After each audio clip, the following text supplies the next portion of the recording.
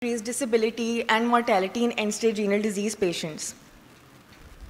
So the objective of my study was to identify all the factors that contribute to cognitive dysfunction in patients with end-stage renal disease.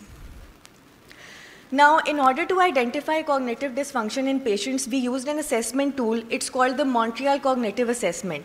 It's a very quick and easy test. It takes around 10 minutes, and it's highly sensitive and specific to cognitive dysfunction. It's scored out of 30. So basically, a score of less than 26 would indicate cognitive impairment, as it assesses critical areas, for example, memory, attention, visuospatial skills, executive functions, etc. Moving on to the methodology of my article. So the study design was cross-sectional study. We collected the data from the dialysis center at CMH Lahore, and the IRB approval was also obtained from CMH Lahore. We calculated the sample size via the free statistics calculator, and it came out to be 61. So we collected the data from around 71 patients in total. We included all patients who were male and female aged 40 to 80 years of age and who were on maintenance hemodialysis for at least 3 months. And our exclusion criteria included patients who had stroke, neurodegenerative diseases, psychiatric disorders, sepsis or infection, any hearing disabilities, visual disabilities, as well as any substance or alcohol abuse. The factors that we assessed in the study were age, gender, education, income, frequency of dialysis, vintage of dialysis, that is basically the time since patients are on dialysis, any comorbid conditions, the MOCA score that we calculated earlier, and some lab values including serum albumin levels, hemoglobin levels, calcium and phosphate levels. For the data analysis, we used the SPSS version 25, and binary logistic regression was done. So binary logistic regression is a way of analyzing data that predicts the outcomes based on the input values. So it tries to establish a link between the input values and the output values and then give a probability between 0 and 1.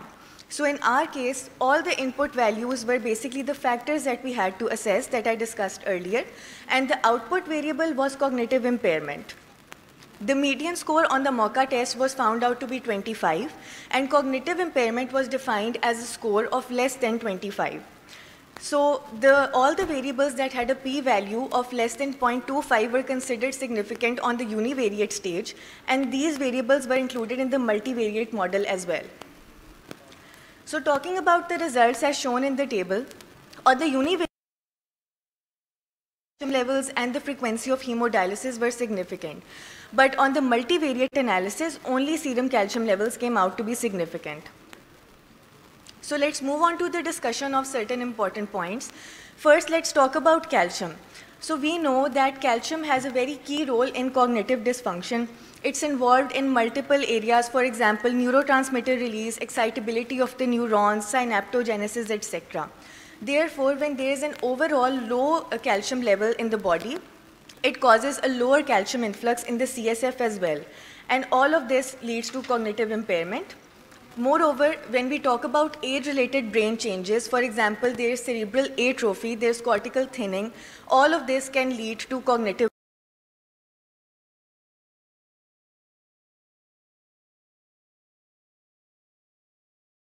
proved to contribute to cognitive decline in a way that it leads to tissue hypoperfusion.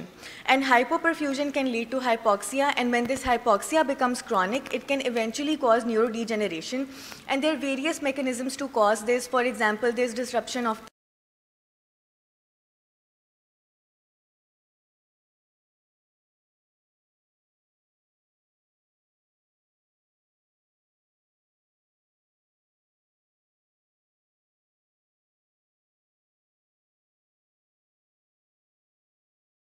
can act as direct neurotoxic agents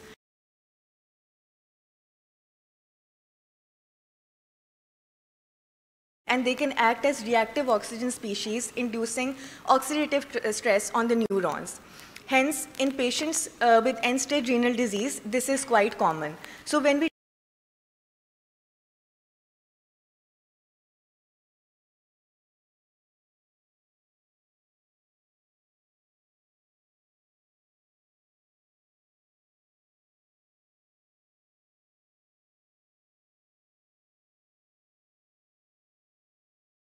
that causes the removal of all these uremic toxins.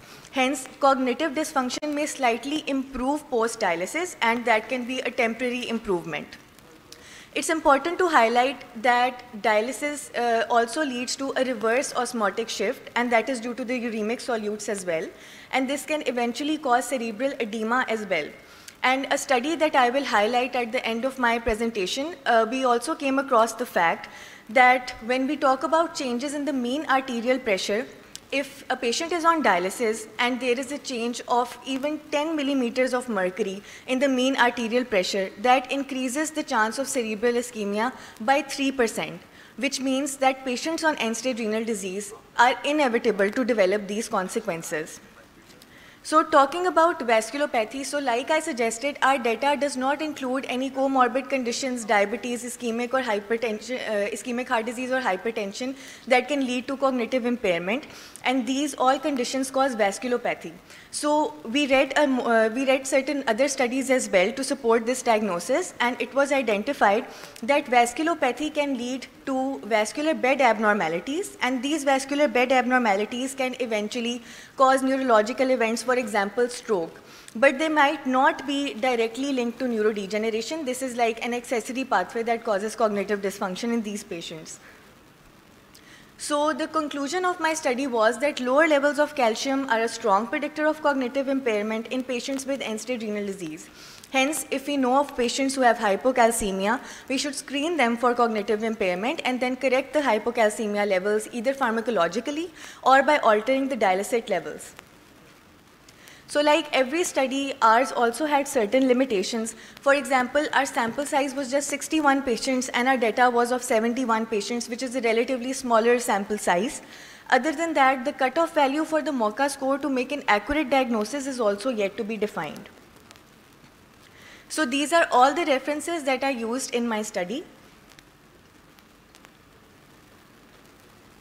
So this is just a small slide to appreciate my fellow co-authors as well, who had an immense contribution to my research article, including Colonel Abdur Rahman Arshad, who is the HOD Nephrology Department at CMH Lahore, Major Muhammad Iqbal, who is the Resident Medicine at CMH Lahore, and my batchmate Dr. Nashra Maqsood, who is also from CMH Lahore. Thank you for your time.